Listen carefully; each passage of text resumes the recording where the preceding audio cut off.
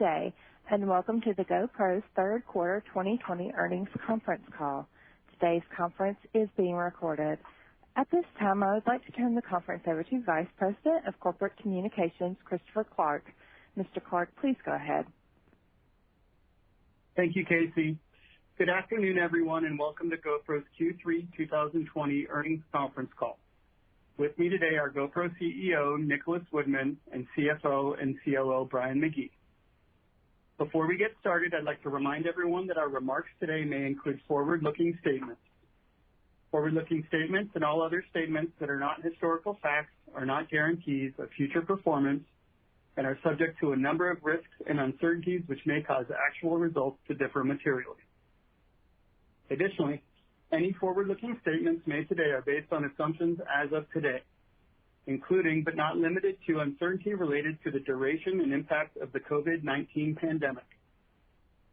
This means that results could change at any time, and our commentary about business results and outlook is based on the information available as of today's date.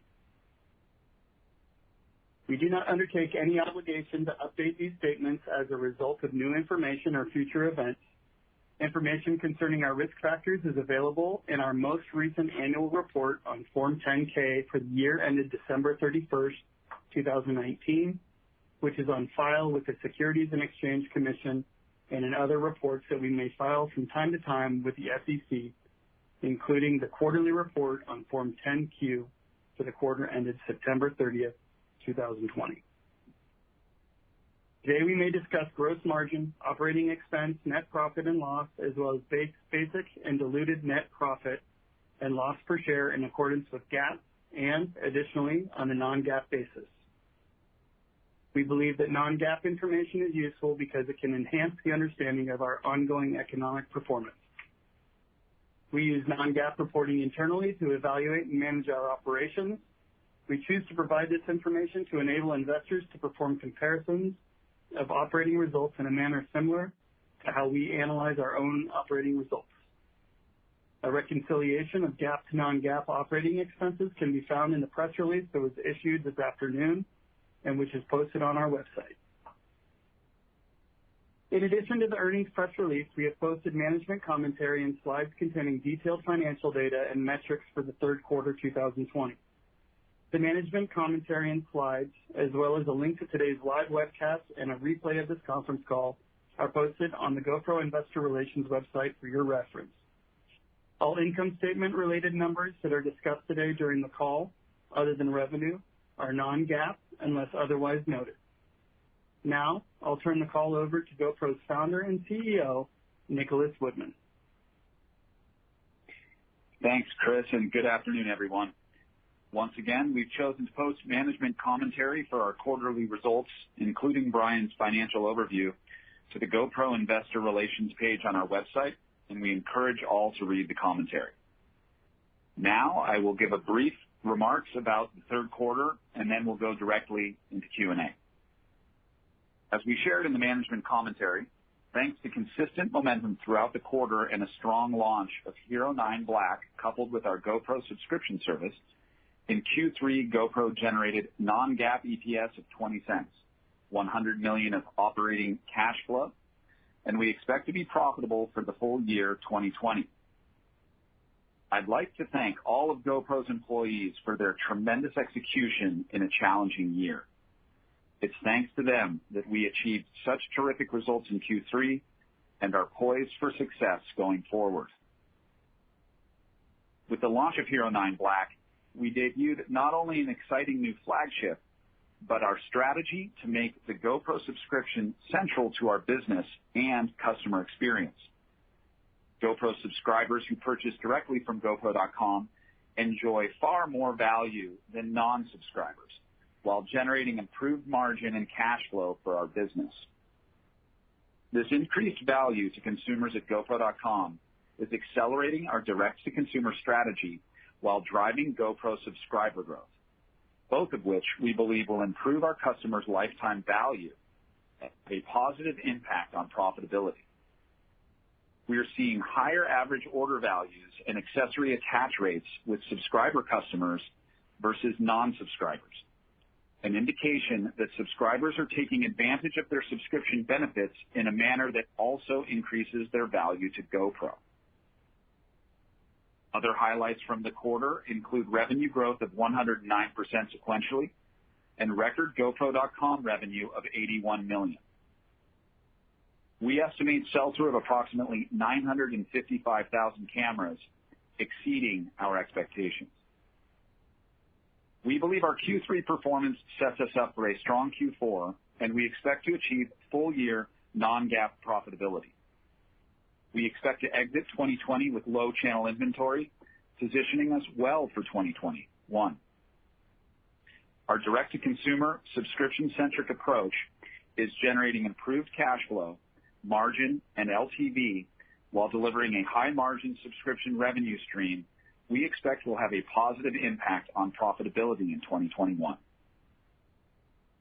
We'll now move on to Q&A. Thank you. If you would like to ask a question, you may press star 1 on your telephone keypad. If you're using a speakerphone, please ensure your mute function is turned off to allow your signal to reach our equipment. If at any point you would like to remove yourself from the queue, you may press star 2. Again, please press star 1 to ask a question. We will pause for a few moments to allow everyone the opportunity to queue for questions.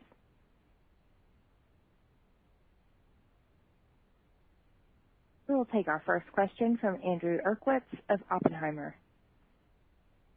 Hey, thanks for let me ask a couple of questions. I just have 2 questions. The first one is for Brian. Brian, could you talk about the change in the business model from a working capital perspective, the benefits there, and how we should think about that on a go-forward basis? Clearly, it's been a positive, but how positive should we think it could be for cash management as we head into next year? Oh, hi, Andrew. Thanks. Yeah, it's the new model being direct to consumer is helping substantially. We saw that in Q3, where we had nearly $100 million of operating cash flow in the business, and actually a good chunk of that came from working capital. DSOs improved 25% down to 35 days. We expect that to go down to 20 to 25 days by the end of Q4, and continue to improve 20, maybe as low as 15 as we get through 2021. So that's definitely helping to drive operating cash flow. We're managing inventory much better. You've noticed actually it's down by 50% from a year ago, and down sequentially. And we've continued to reduce our channel inventories, which is another area of the business we've been focused on. And you'll notice that even in Q4, we expect to reduce channel inventories another 200,000 units, and that's more than 800,000 for the year. So that's definitely been kind of a headwind for us. You know, obviously demand's been there at 3.7. Our expectation is 3.7 million units of cameras sold through for the year, but our sell-in is about 2.8 or so, and that difference is all taking inventory out of the channel. So you can clearly see it's having a beneficial impact. We've guided for cash to be up 80 million in Q4, so sequentially to 225 million, and we should continue to see strong cash generation as we get into 2021. Excellent. Yeah, thank you. It definitely seems like a huge improvement, so I'll update the model for some of those effects in 21. And then, Nick, I have probably an impossible question, so just any color you can provide, but back in March, which seemed years ago, but back in March, obviously a lot was fluid, a lot was changing. Your sell-through estimates were lower than they were today. Clearly, travel hasn't come back. So any color you could provide on changing demographics, changing customers, does this open more opportunities for market penetration? Any color on your view of how the customer's changed and what it means going forward? Well, you know, consumers are creative animals, and just because and they adapt incredibly well to new circumstances. And so even though the coronavirus has placed restrictions on consumers in new ways, travel, for example, getting on airplanes, going to foreign countries that won't let you cross their borders anymore, that constraint has led to people traveling more locally and engaging in activities that are closer to home that they can drive to. We saw a surge in outdoor activity, be it camping, hiking, biking, over the spring and summer months. The old joke about you meet a foreign traveler to your home state and they tell you all the places they've visited, and they've always seen more of your state than you have, and you were born there. So I think we've seen a shift in that people have gotten to know their local places far more intimately than they did before the coronavirus. There's a lot of positives to that, but including that they've stayed very active and they've found a need for a GoPro. There's also arguably an increased need for a GoPro to share these experiences with other people, because you can't bring your friends and family along or join them like you used to. So sharing and communicating visually through the use of a camera, and when you're being active, that camera is a GoPro for a lot of people. That's been obviously a help to our business. But then even with consumers who are, staying more at home, staying intensely local, if you will, they are still creative. They have creative needs and desires, and whether it's for as a hobby or as a part of their work, and a GoPro serves as a very capable and versatile tool for creatives, for people that want to produce visual content. So that hasn't changed at all just because people have stayed at home. Maybe the content that they're creating has changed a little bit, and then of course you have GoPro's expanded functionality as a web camera. That certainly goes without saying has helped the relevance of our products to people who are working and learning from home and need better video conferencing tools, which a GoPro certainly serves as, with its wide-angle view, and you can get a more flattering perspective of yourself than you can from an embedded camera in a laptop or a computer screen. So I think across the board, human interests and tendencies have remained the same, but how they've gone about pursuing them in this era of COVID has changed. But it's not as though humans have stopped being human. They're just doing different things, and fortunately for our business, we still have a meaningful place in their lives. We think that the same is going to be for winter, where people aren't going to just stay cooped up in their homes all winter long. Just as they had a yearning to get outside and experience their local areas in new ways, we believe they're going to in the wintertime as well. And we think that GoPro is going to continue to serve as a useful communication and creativity tool for people throughout the winter, as well as it did throughout the spring and summer. Got it. That's super helpful. I appreciate the color. Congratulations on the strong quarter, guys. Thanks so much. Thank you. We will take our next question from Jim Suva of Citigroup. Thank you so much, and congratulations, both Nick and Brian. My first question is on the subscribers. Are you seeing a higher attach rate of subscribers through GoPro.com or retail, or any noticeable difference? And if so, is there anything to glean from that? Hi, Jim. This is Brian. Let me start with that, and maybe Nick can chime in. We are definitely seeing a higher attach rate. As we looked in the quarter, and we put this in our commentary, particularly in Hero 9 Black, 85% of the purchases of Hero 9 Black were with the subscription. That's a massive number, and it's creating a huge opportunity. It's interesting to note that 10% were purchased by existing subscribers, and the remaining were without a subscription.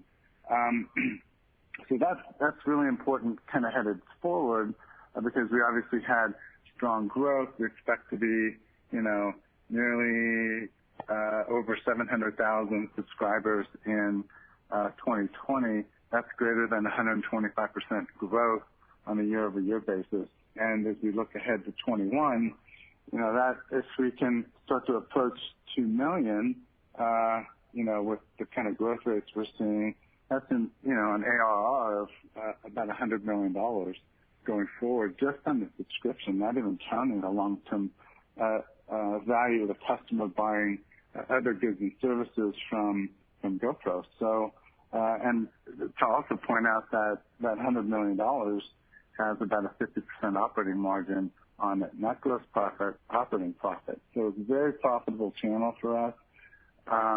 And it helps to, supplement what we do on the hardware. And as we talked about, from a model perspective, kind of to Andrew's point, it helps to drive, operating cash flow. It's a diversification from hardware. It's that kind of operating profit is helping to drive margins into the 38 to 40% range that we talked about as a company, and to continue to drive earnings per share. So it's a very exciting development for the company, and as well as for the subscribers because they get a lot of value. Yeah, I would just add, I think that was well said, and I would add that not only are we seeing higher subscription attach rates, we're seeing higher purchases and accessory attach rates amongst our subscriber customers. As I mentioned, they're taking advantage. Our subscribers are taking advantage of the benefits of being a subscriber. One of those benefits is they get 30 to 50% off mounts and accessories and other goods that we sell at GoPro.com, and our subscribers are taking advantage of that subscriber benefit. It's driving up their average order value and their accessory attach rate, which obviously indicates we've got a significant lifetime value opportunity to improve that over time through this subscription offering. Great. And then a quick follow-up, but I don't know if it's better for Brian or Nick or both of you, whichever. But in your prepared comments, you mentioned as we begin to contemplate the impact of the expansion in your model, meaning the subscriber base expanding so much. When you talk about contemplating the impact to your model, are you talking about like expanding the scale and scope of your products? Are you contemplating the way that you go to market, because the GoPro.com seems to be going very well. What type of contemplations are you kind of talking about in that reference?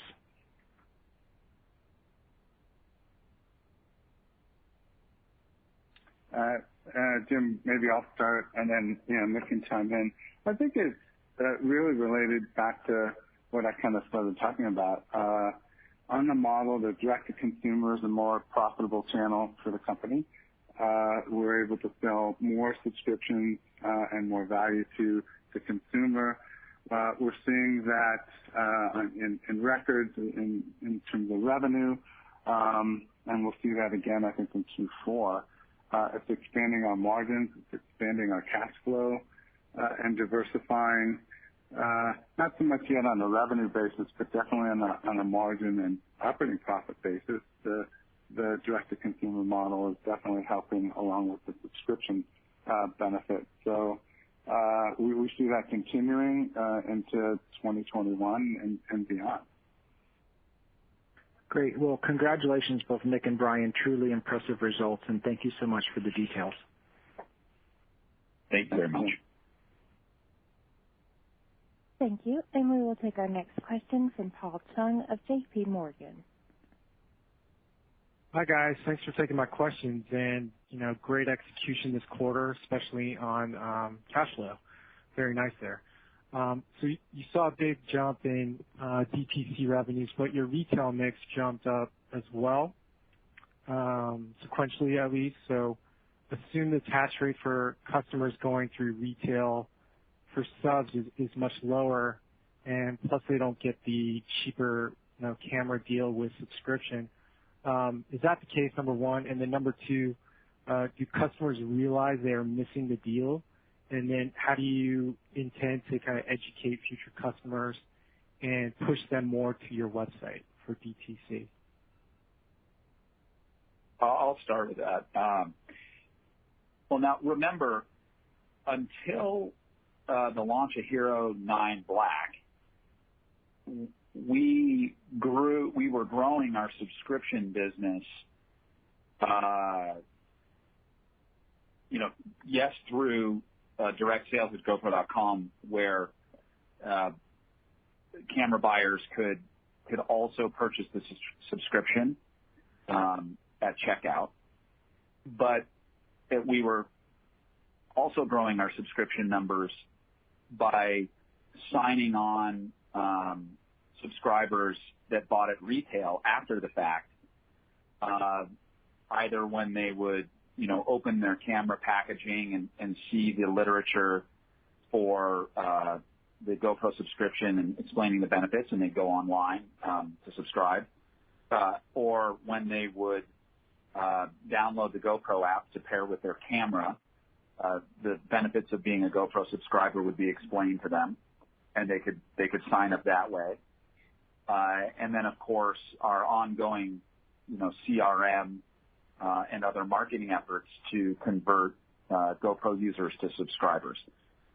And we grew a nearly 500,000 subscriber base before incorporating the GoPro subscription more tightly with a camera purchase at GoPro.com, and before we drove so much of our business to GoPro.com.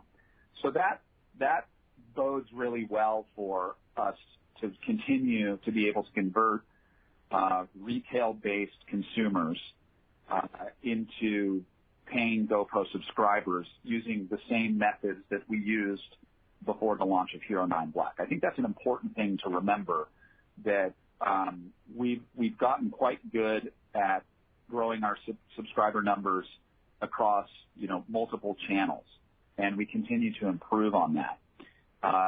And so part of your question is, how do we plan to continue to improve? Well, one of the important aspects of making the GoPro subscription so central to the GoPro experience was to make the GoPro subscription synonymous with GoPro, with the brand, and make it synonymous with being a GoPro owner, and stack this GoPro subscription with so many benefits, so much value, that it's just a no-brainer to the consumer to take advantage of it. We've been very focused on making the math simple for the consumer to do, where they look at the $50 annual subscription cost, and then they compare that to the savings that they're going to get either when buying a camera or buying an accessory or buying a gift for a friend or one of their kids or whatnot. And the math is simple, easy to do, to realize, wow, I'm going to pay for this subscription in a heartbeat. And that's even before you consider the unlimited cloud storage, the damaged camera replacement guarantee, and even more benefits that we haven't rolled out yet. So I think that given the rate of subscriber growth that we've achieved before the launch of Hero 9 Black, that's very promising. And given the rate of growth that we're seeing post Hero 9 Black with the new centralized approach to making subscription so central to the brand experience, that's very encouraging. And as we load up the subscription with even more value going forward, you can see why we're feeling quite confident about our ability to continue to grow the subscription side of our business, while importantly delivering phenomenal value to the end user, which results in strong retention of those users, strong re-up rates, which is what we've been seeing so far, and as I've mentioned, an opportunity to improve the lifetime value of our customers. So across the board, kudos to the GoPro team that's responsible for this area of our business. It feels like we've got a lot of momentum that we can support going forward. Great. Thanks for that. And then, on free cash flow, really good performance there, primarily driven by your, higher net income. Your $225 million in ending cash for 4Q suggests, slightly lower pace, but nice finish to the year in cash. So we haven't seen cash flows come in 3Q like this in a long time. Has your cash flow seasonality changed based on DTC? It sounds like you've been getting a lot more efficient on working cap conversion. So as we think about next year and modeling cash flow. Yeah, thanks, Paul. Free cash flow for Q3 was actually a record for the company since we've been a publicly traded company. It's impressive. A lot of it came from reducing inventory, getting more efficient in AR, which is a direct result of going more direct to consumer because we get paid in 3 days, not 30 to 45 from retailers. So that's an important aspect of just the cash generation. We'll continue to reduce inventory in Q4. I think we should be down to about $100 million of inventory, our inventory, and AR. I think it goes up simply because of absolute dollars of guidance, but it continues to improve on the metric of DSO down to about 25 days. So that's driving cash flows. And as I look ahead to 21, we'll continue to see some obviously benefits from the model and continuing to manage inventory and accounts receivable appropriately. And I think there'll be even from a cash generation perspective, it'll come more from earnings than I think it will from the balance sheet. Although there'll still be some from the balance sheet, but definitely earnings growth. And we get that, Paul, because we think while we're doing 3.7 million units of sell-through in 2020, our sell-in is quite a bit less, right, about 2.8 or so. And that difference is really to reduce the amount of inventory that's in the channel. So that gives us tailwinds going into 2021 because if demand should stay, at that kind of level, 3.7, 4 million, our sell-in, of course, would be close to that because we'd have our channel inventories aligned. So that bodes well for revenue growth. We'll have more direct-to-consumer and more subscription, which should keep us in the operating model of 38 to 40%. We'll continue to be more efficient in operating expenses, and that's going to lead to quite a bit of income generation in 2021, leading also to cash. Gotcha. And then last one on OpEx, you provided $250 million in OpEx for fiscal year 21 during the 1Q print. Does this guide kind of still stand? And then what variables can you either flex this up or down relative to where you expect next year? Is there any more cushion to cut costs if top line doesn't agree next year? Thanks, guys. No worries. Yeah, we reduced with the model. We've been able to reduce operating expenses in 2020 nearly $75 million or so from 2019 levels.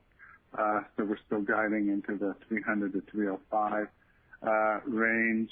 The 250 number back in I think April was assuming a lower amount of sell-in and sell-through back at the beginning of the pandemic. That's obviously since changed. I believe in August we had guided 260 to 280. I think as we continue to see improvements in sell-through, channel inventory, and then so the resulting OpEx I think in 21 is probably more in the 290 range as we see a lift in revenue and D2C. But if it doesn't materialize, there's some benefits that or OpEx that we can reduce further if needed. But we also need to continue to invest in our platform. That's going to help drive direct-to-consumer even further in 21 and beyond. Hey, thanks, guys. Great job. Thank you. Thank you. We will take our next question from Eric Woodring of Morgan Stanley. Hey, guys. Congrats on the quarter. I guess I just wanted to ask about your subscriber guidance. So exceeding 700,000 by year end. That implies that you gain more than 200,000 new subscribers in the holiday quarter. But I'd imagine, like you said in the press release, that most of your Hero 9 Black purchasers are purchasing through the subscription. So I guess why wouldn't your subscription number by year end be far exceed the 700,000 at this point?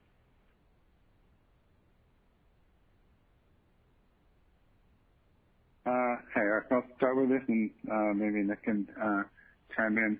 Well, let's see. We'll see. Well, we said it would be above 700,000. We didn't say how far. Remember, you also have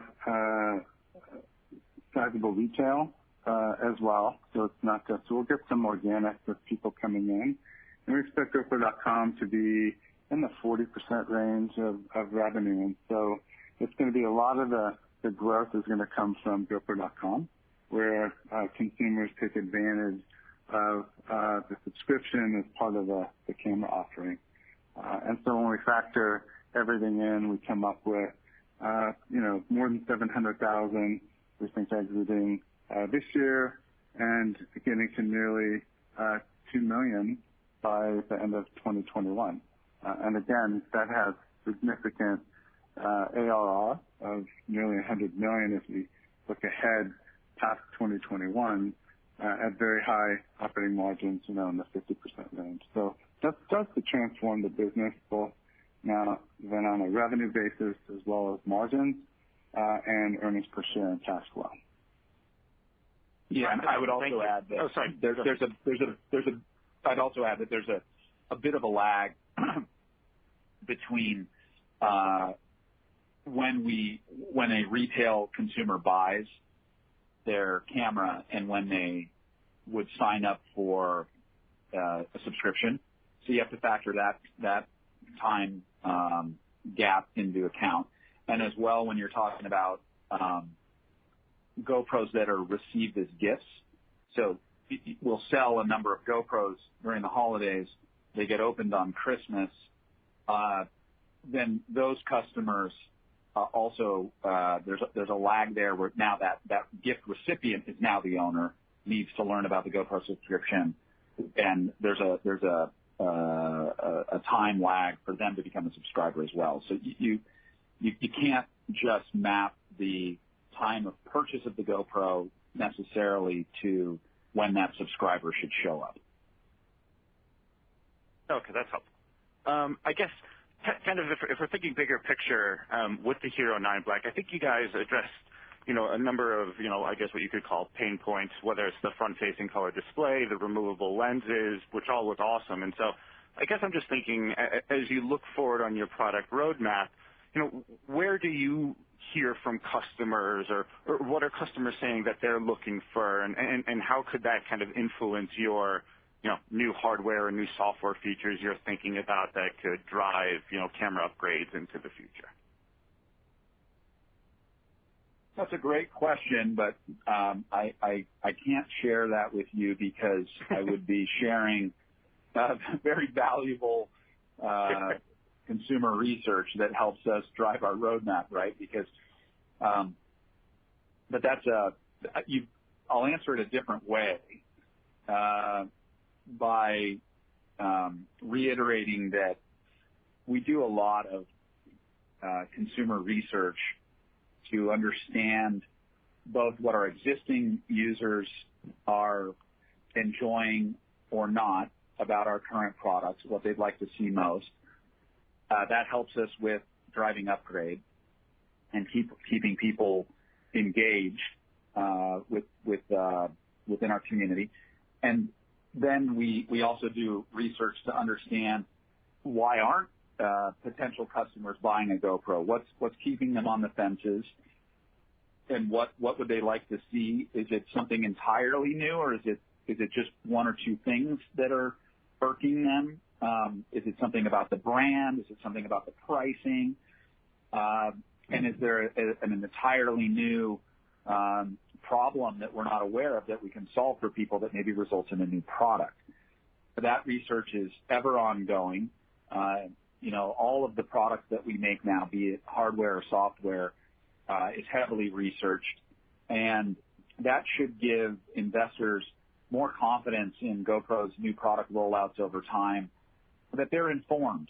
I can share with you, I think everybody that's been following the company for a while knows that we had so much success in our early years that, we were more of a startup culture, and we were flying by the seat of our pants, just holding on to the rocket ship that was GoPro. And it wasn't in our culture to do a lot of this market research. Well, that's changed over the last, about 3 years ago, 3.5 years ago, we started to really invest and get good at it. And now we have an excellent team that it works very efficiently at staying in touch with consumers about what they'd like to see from GoPro. So it's said differently.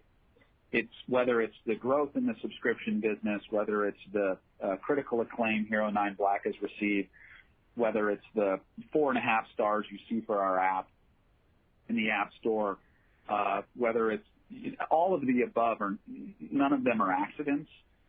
They're a result of research that is allowing us to make better, more strategic decisions on behalf of our customers, which is leading to an improved business. And you combine that with a B2C and subscription-centric strategy, which we also evaluated research with consumers. I just, again, hats off to the team at GoPro and everybody who's responsible for these areas of the business. They've been doing terrific work. The research has obviously played out, as well as the business decisions that came out of that research. No, that's awesome. And if I could sneak one last one in here, just, clearly a benefit of the new subscription bundle is the discount on the camera relative to the camera as a standalone. And so I guess, how do you guys at GoPro make sure that these new subscribers aren't just taking advantage of the pricing discount and can remain subscribers, longer than 1 year and don't turn off the platform at a higher rate than, theoretically the subscribers you had prior to the change in the pricing model? Thanks. Well, you'll get some bleed out, right? I mean, that's inevitable. But as long as you're net coming out ahead, and ideally coming out very far ahead, you've hit on a terrific marketing approach to drive subscription, and then prove to these new subscribers how much value there is in the program, and ensure that they're educated on that value. And then as they realize that value over their year of subscription, they become long-term subscribers because they realize it. And as I mentioned in my answer to a previous question, we're going at great lengths to make the value very obvious to consumers. The math has to be very simple in terms of how quickly a subscriber can recoup the cost of the subscription when they take advantage of the benefits. That's quite obvious. And they can do it very, very quickly, which is really important. You need to make a subscriber a winner quickly, while ensuring that it drives a profitable business, which Brian shared. The subscription business is generating 50% operating profits, not gross margin, operating profits of 50%. And that's something that we believe we can build on over time. And so then it's a win-win for the consumer and for the business, and ultimately for investors, we believe.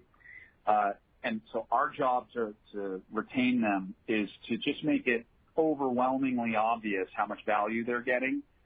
And for what we can tell so far, we're achieving that. The part of the reason that we achieved such good subscription growth prior to the launch of Hero 9 Black and prior to this strategy shift is because we had very, I would say, good retention rates and what we would consider to be low churn rates. And, that's as important as everything you're doing on the other side of the coin to bring new customers in. So that tells us that when we get subscribers in, we impress them with the value, they stay on as subscribers and drive a healthy program for a healthy business for GoPro. That's what we've achieved to date, but we're not done yet loading up the GoPro subscription with more benefits that are going to really impress our users, but not negatively impact the profitability of the business for GoPro. No, that's really helpful. Thank you, guys, and congrats again on the quarter. Thank you so much. Thank you. We will now take our final question from Nick Tolvaroff of Longbow Research. Yeah, thanks. Good afternoon, guys. Nick and Brian, I think you guys talked about, demand coming up above expectations.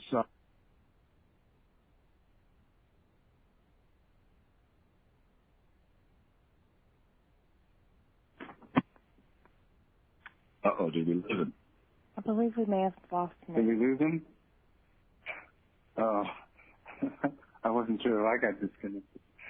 Nick, if you're still on the line, please press star 1 now. Okay, we've got Nick. Hello, can you hear me? Yes, sir. Okay. Yeah. I'm sorry, guys. I don't know what happened. I could hear you, but apparently you couldn't. Sorry, I'll just start from the over. You guys were saying that demand is coming up above expectations.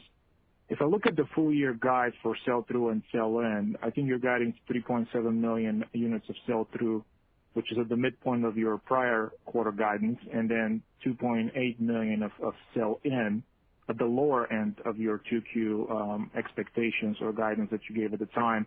I guess, how do you square those two? Why are we not leaning more towards the higher end of those ranges that you gave in the last quarter?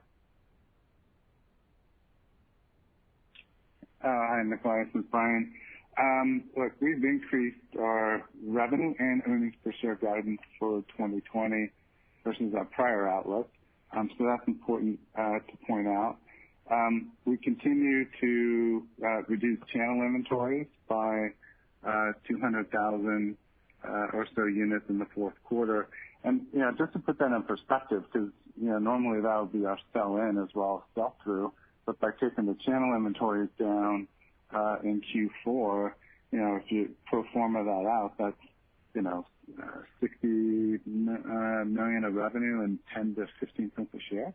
And if you do that on the 800,000 units we're going to take down of channel inventory, that's nearly $250 million of revenue that, we look forward to recouping in 2021 should demand levels kind of stay at kind of the levels they are today. So, it just sets the company up nicely for 2021. I'll also point out, while there's some upside, but, we constrained inventory back earlier in the year just due to the uncertainties in the market. And so, we should see some demand and benefit in the channel as we go to 2021. So I think we're really positioning to exit the year with very low inventory, as I mentioned, about 100 million for GoPro, as well as getting channel down to, I think, the 550 or 600,000 unit range. So that really sets the company up nicely for 2021. Okay, got it. And if we look at GoPro.com, I think in the third quarter results, I guess I wonder, you expect it to be between 36 and 40%, even if I adjust for the upside in revenue. It still looks like GoPro.com came a little bit below that. I wonder, was it all because of retail upside? And then as we look forward, as we think about 70% of revenue being the upper threshold for eventually getting revenue from GoPro.com, how should we think about revenue from direct to consumer into 2021? Yeah, I think well, to answer your question, it was in our prepared remarks on Q3. We had guided at 35% to 40%, and that was on a lower guide of revenue. And actually, .com did better than we had expected, but so did retail. We saw very good strength in retail. They're two important channels for us. Obviously, we're more profitable on GoPro.com versus the retail channel, which is why you're seeing margins come up on both actual results as well as our guidance. So I think that's pretty key, and that leads us to 2021 nicely, right? Yeah. Okay. And Nick, I think I would also say, I'm sorry, Nikolai, you made a comment that the .com business being capped at 30%. We don't see it that way. So just that's ballpark where it is now, but we see many opportunities to continue to grow the direct side of our business. Yeah, I think it mentioned. No, because we expect it to be around 40% in Q4. I think we had mentioned that'll be about an 80% lift, right? Yeah. And looking ahead to 21, it should still be in that. Well, we think it can still be above 50, but we're not really setting a target because they're both important channels. I guess is the point. So if it's 45 great, if it's 55 great, if we're making more money as a result of how we're dealing with working capital and margin and OPEX and driving cash and earnings per share, it may float around a little bit on a percentage basis, but what's important is the absolute dollars continue to grow, right? And that's where we get the margin expansion and operating leverage. Yeah, got it. And last question, Nick, I think in the prepared remarks you talked about a new app experience that will bring a solution to a widespread problem that you believe you're uniquely positioned to address. I wonder if you can give us any details around that or any color. Thanks.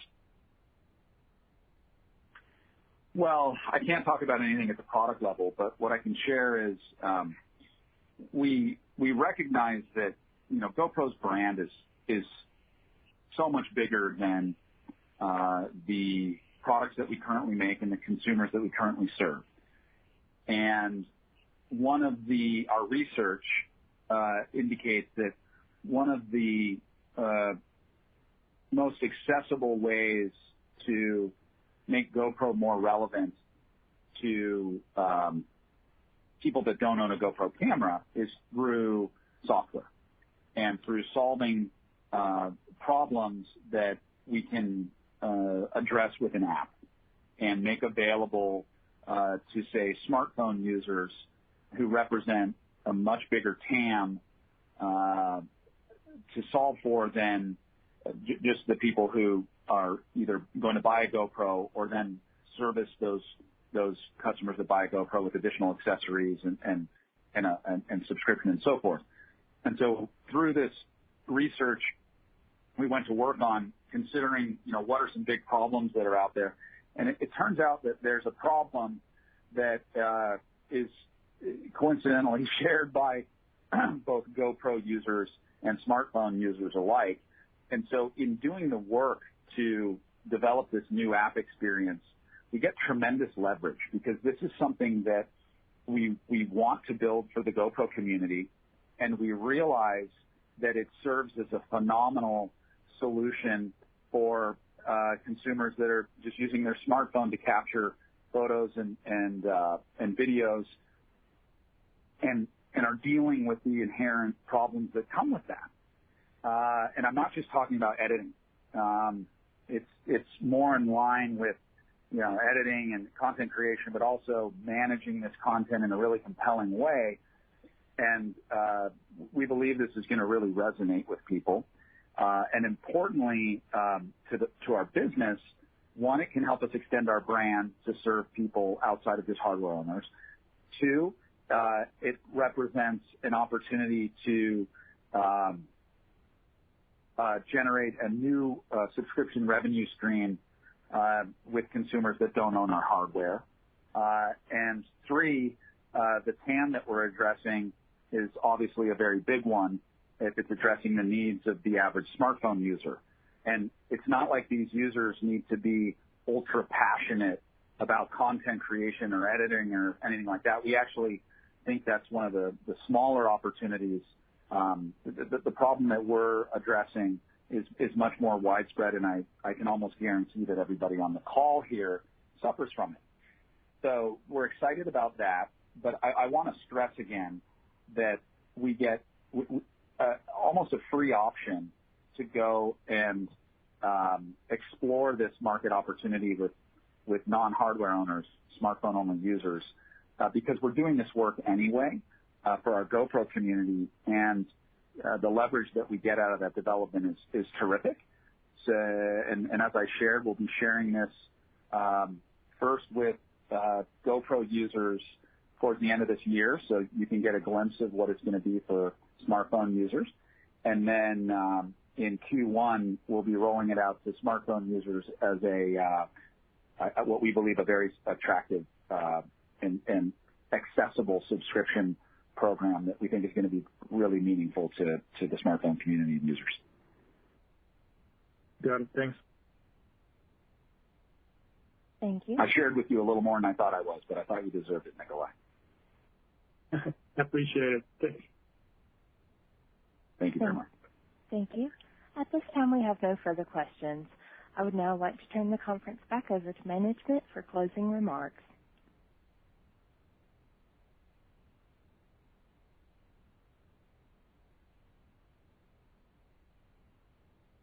Oh, sorry about that. I was on mute.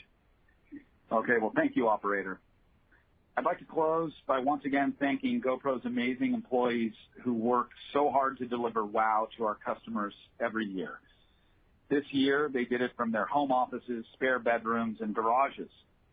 Gang, you are the best of the best, and thank you for being the backbone of both this company and this brand. And thank you to everybody for joining today's call. Stay safe and stay stoked. This is Team GoPro signing off. Thank you, ladies and gentlemen, for your participation in today's call. You may now disconnect.